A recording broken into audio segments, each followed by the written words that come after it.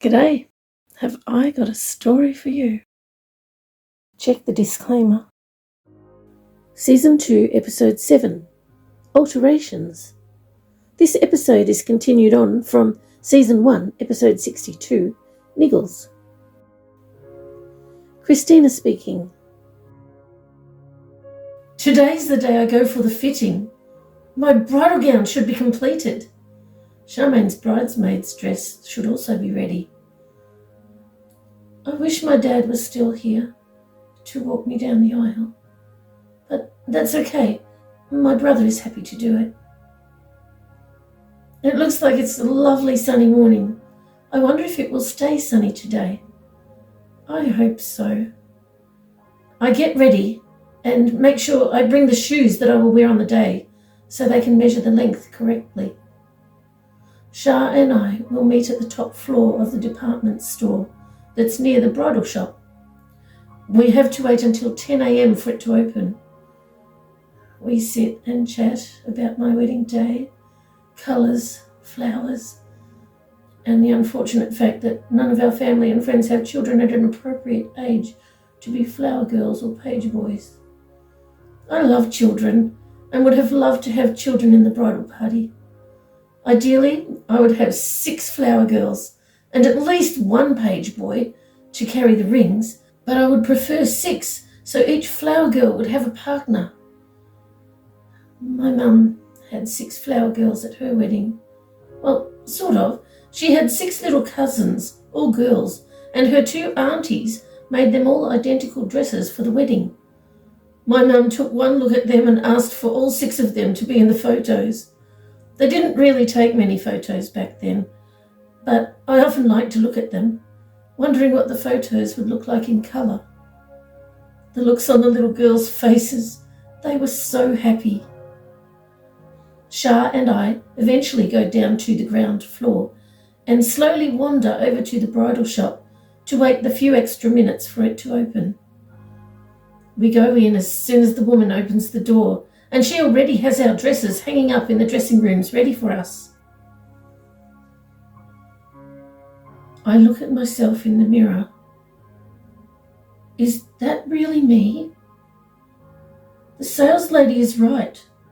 This dress suits me. I feel like I look beautiful for the first time in my life. Shah comes out and she looks stunning as usual. She looks beautiful no matter what she is wearing, but she doesn't notice because she is too busy telling me how good I look. The seamstress puts pins all over the place on my gown and takes a long time pinning the hem in place. I go to get changed while she does the same for Shah's dress. My dress will take about an hour for alterations and about half an hour for Shah's. We decide to shop in the large department store while we wait, rather than come back another day.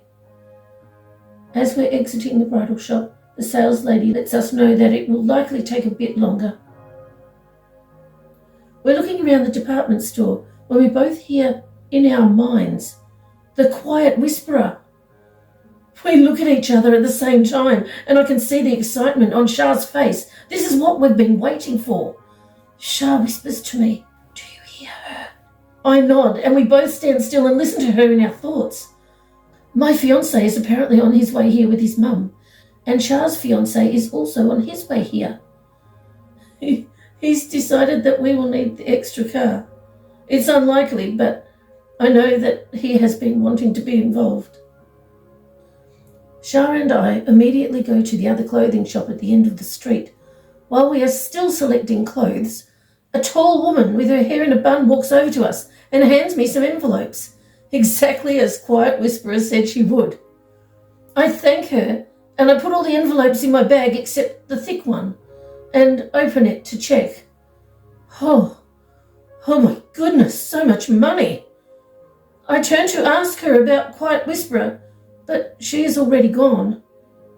We buy everything we think we will need and return with our packages to the department store. We sit at some tables and chairs on the top floor again and wait for the Quiet Whisperer to let us know that it's time.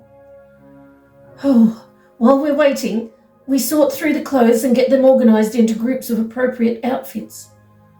We just finish as my fiancé steps out of the elevator with his mum, and it is very obvious that she is excited. I give her all the envelopes that the woman gave me, and she quickly puts them in her bag and begins to look through the clothing purchases. Thank you, they're so nice, she says. I would have chosen these myself. You have such good taste. Oh, these dresses, bellissima. These outfits, bellissima. Oh, they will look so good. I didn't know it would be so soon. I would have been more prepared. Oh, I have to feed these children. What am I going to feed them? We wait to hear from the quiet whisperer. Oh, I will do everyone's. As Shah walks over to press the elevator buttons, the left elevator opens and her fiancé steps out. Shah goes in and presses the door open button to keep it here. I step inside with her and we wait. We feel the air begin to swirl at the back. We all watch, fascinated. And suddenly, there they are, all 6 of them.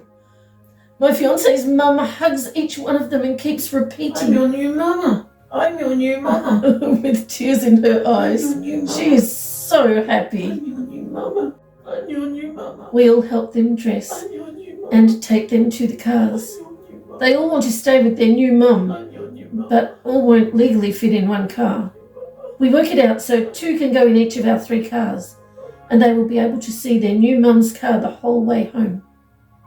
When we arrive, there is a big truck in the driveway delivering beds with bedding, a table, chairs, couches, wardrobes, a huge freezer, and so much food that it looks like it would feed everyone for a month. The delivery man says that it's all being paid for, including setting it all inside the house, wherever we want. This is amazing. The 6 children, 3 girls and 3 boys, all stay close to their new mum, and she takes them inside, immediately giving them as much food as they want. They all look so skinny. She leaves it to us where the new furniture and everything else goes, while she stays with them in the dining room, learning their names and everything she can about them. It is obvious that they are all very happy.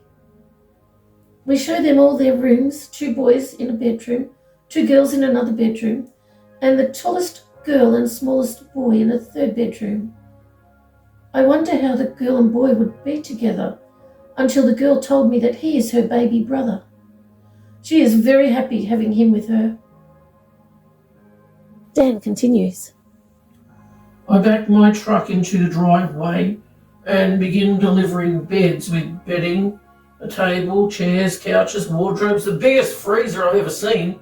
Oh, I didn't know they made them that big. It looks like there's a lot of food here, the kind that keeps for a long time. So many canned goods and boxes of pasta and rice. There's also a lot of food for the freezer too. Maybe I should set that up first. Here they are. 3 cars. Yep, 5 adults and 6 children. That's good. I've got the right house. I mean, I knew I did. I'll let them all know that it's all paid for and that I've already been paid to put all the furniture wherever they want. I put the freezer in place on the back patio and make sure it's turned on first. This is easy, 2 beds per room and the cot in the bigger room. The big outdoor table and chairs will go in the backyard along with the big Barbie. They leave it to me to put it all where I think it should go outside. I remove the old barbecue that looks like it's not been used in years and replace it with a new one. I put the table, bench, seat and chairs where I think they will be functional. When I'm finished, I take a gander and, well, I think it looks pretty good. I check the freezer and place all the frozen goods in it. I noticed that this house could do with a bit of a touch-up in some areas. I fix a few obvious things and ask about a few others. They seem like such a nice family. I'm happy to help. I'm offered a meal. Well, I mean, that doesn't happen often. Actually, it doesn't usually happen at all. Occasionally I'm offered a cuppa, but a meal? I'm not going to say no. Oh, it smells so good. I chat with the younger couple while I eat the best pasta I've ever tasted. The other young couple have left. I find out that this older woman is adopting these 6 children. 6? Oh, my. Oh, this food is so good. Those children are going to be so well fed. I stick around doing odd jobs around the place. I was paid way too much for the things I've done. And besides, I like these people. I noticed that the children are very well behaved. I've never seen children this quiet before. Maybe they're from an orphanage where they had to remain silent. The oldest girl seems to adore the smallest boy. No wonder they will be sharing a room. I noticed that they don't seem to have any other clothes. I'll quietly nick off and then return about an hour later with pyjamas, clothes and heaps of toys. They're all second-hand, but they're clean, and they are certainly better than nothing. Again, these children surprise me. They don't seem to know what toys are for. I show them how to put a teddy bear on each of their beds and tell them a story about the teddy bear I had when I was a boy. They all just look at me. And then one of them asks if I am aware that they are just material and not alive. If I didn't know any better, I'd say these children have never seen a teddy bear before. What sort of an orphanage has no teddy bears and no toys? Christopher continues. I'm standing looking at the big barbecue. I know who will be the one cooking on that. Me. I'm looking forward to it now that there's so many mouths to feed. That big table and seating will also come in handy.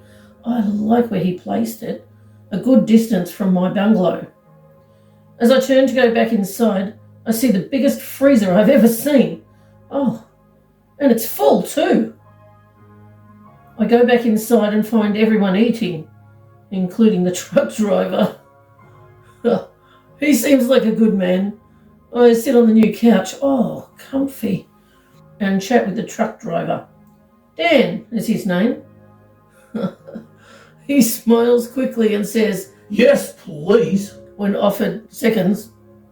When Dan finds out that these 6 children are being adopted by my mum, it is obvious that he is impressed and asks if they have any toys.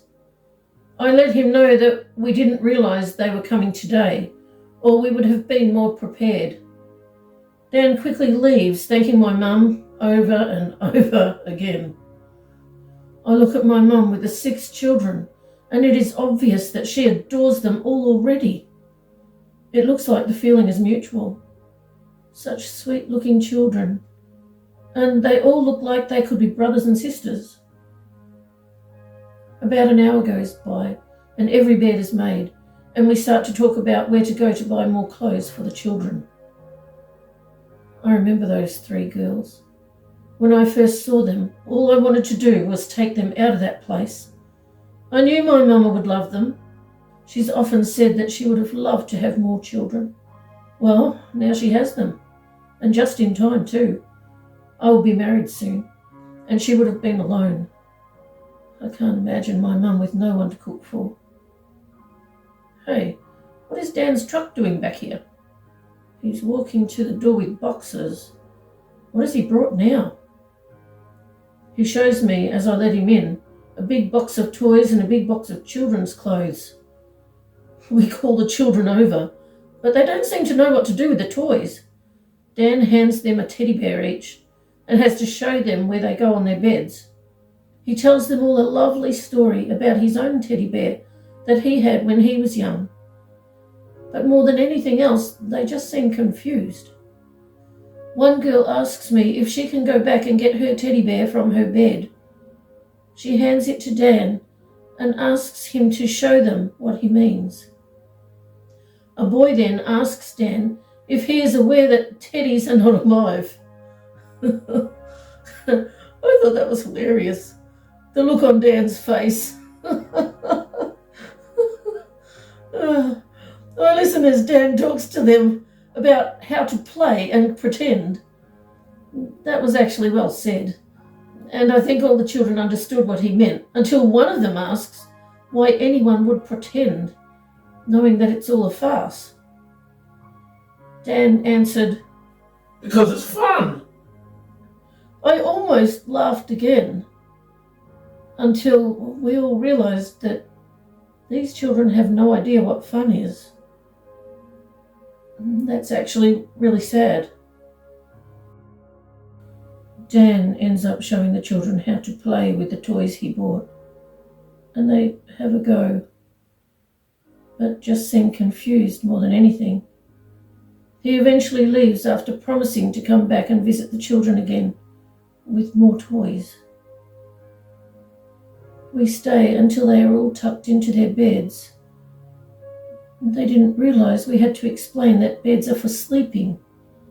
They all thought that beds were only for people to come and hurt them.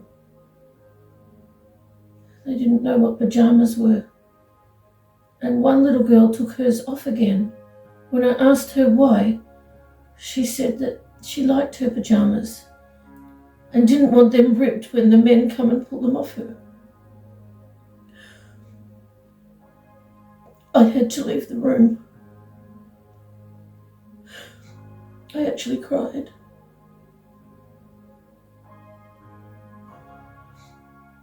Mum put her pyjamas back on her, explaining that no one would do that here. We end up showing them Mum's room and taking them all out the back to show them where I sleep. If they are afraid, they just need to remember where we are and that they are safe here. I hear the tallest girl timidly say, "Safe doesn't really exist. I know what the word means, and I know what others think safe is, but for us, safe just doesn't exist. Nowhere is safe. No one is safe. Everywhere, no matter where we are, is just another place to be hurt. Safe might exist for you, but for us, safe doesn't exist." What has happened to these children? This is so atrocious. They haven't been allowed to have a childhood, to play or have fun. It seems like waiting to be hurt is all they know. Before I leave to take my beautiful bride-to-be to her home, I make sure the children know that I will be back. I show them on the clock in the kitchen what one stick, as they call it, is on the number. That's a stick and a circle. How can some of them not know what the number 10 is? Anyway, I'll be back then. We get into my car and see little faces in the front window watching us leave. I hear Christine gasp, "I forgot to go back for the wedding gown. I was supposed to pick it up after the alterations were done." Mama continues. I look at my 6 new children watching my son and soon-to-be daughter-in-law leave from the front window. It's obvious that they won't settle until he comes back. So I pick up a book from the box of toys and let them know that I'll read them a story. I get halfway through the story and one of them asks if it is true. I explain about fiction and reading for fun, but they just don't understand why anyone would want to read lies, as they call it. Instead, I tell them about myself and what I did when I was a girl. They ask questions. Did he hurt you? How badly were you hurt? Was it painful? How long did it take the bruises to show? Did she hurt you? The questions continued until Christopher returned home. When he saw their faces at the front window, he came into the house. The first question he was asked was, "Are you going to hurt us now?" We both gently went into long explanations, again reiterating that they won't be hurt here. We show them how the doors lock and how we opened them with a key. We let them know that the only other person with a key is Christine, and she won't hurt them either. The voice starts speaking. Rubbish. And they all join in, except the youngest boy who is asleep in his sister's arms. Not even a real human being, just a toy, something to be played with, used and abused as they see fit. I look at each one and take the sleeping toddler from the tallest girl. They are all just staring straight ahead. They're not even blinking. I turn to Christopher. What should we do? We love them. He answers. We take care of them all. And whatever happens, we just keep loving them. So we wait until they are okay, I say, and tell them that they are opposite what they are saying. They are not rubbish. They are human beings. They are not someone else's toy to be hurt. This is heartbreaking. The smallest girl wakes first, looks at the rest of them, and says, "Good night." They all close their eyes, their heads all lower.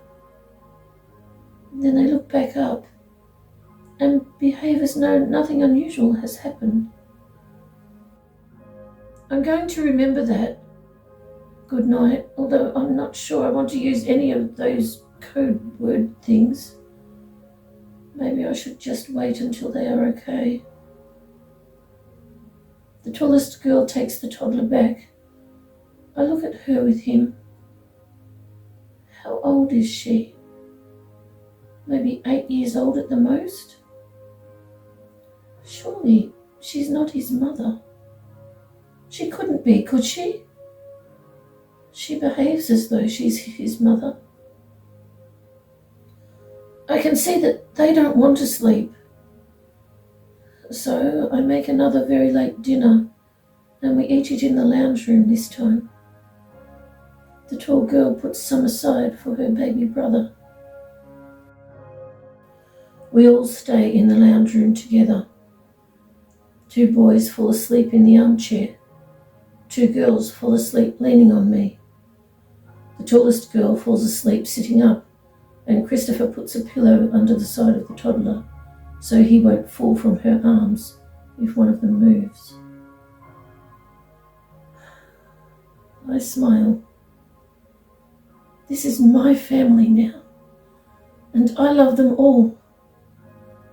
I resist the urge to get up and clear away the bowls and forks. I don't want to wake up the 2 who are asleep on me.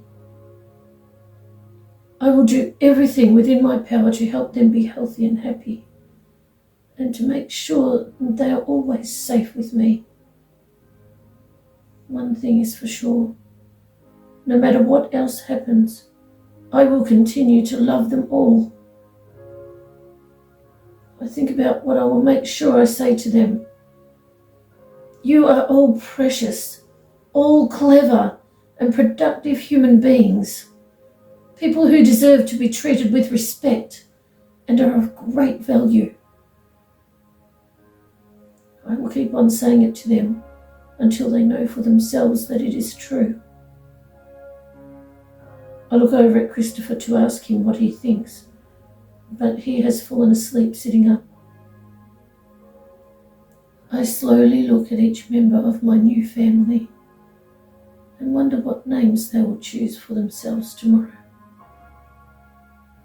I think of all my favourite names and wonder if they will like any of them. I smile. I love them all so much already. I plan to be such a loving mama. I will make sure that the rest of their lives are wonderful. Every day they are with me will be a good day. I look forward to watching them discover their interests and talents. I wonder if any of them are musical like me. I could teach them music. Whatever their talents, I will help them achieve whatever they want to do. I will surround them with good, kind people who will make sure that they all know that they are loved and appreciated. I am so thankful that they are now my children, and I am their mum. I love them all. Thank you so much for joining me with a cuppa. I appreciate your company.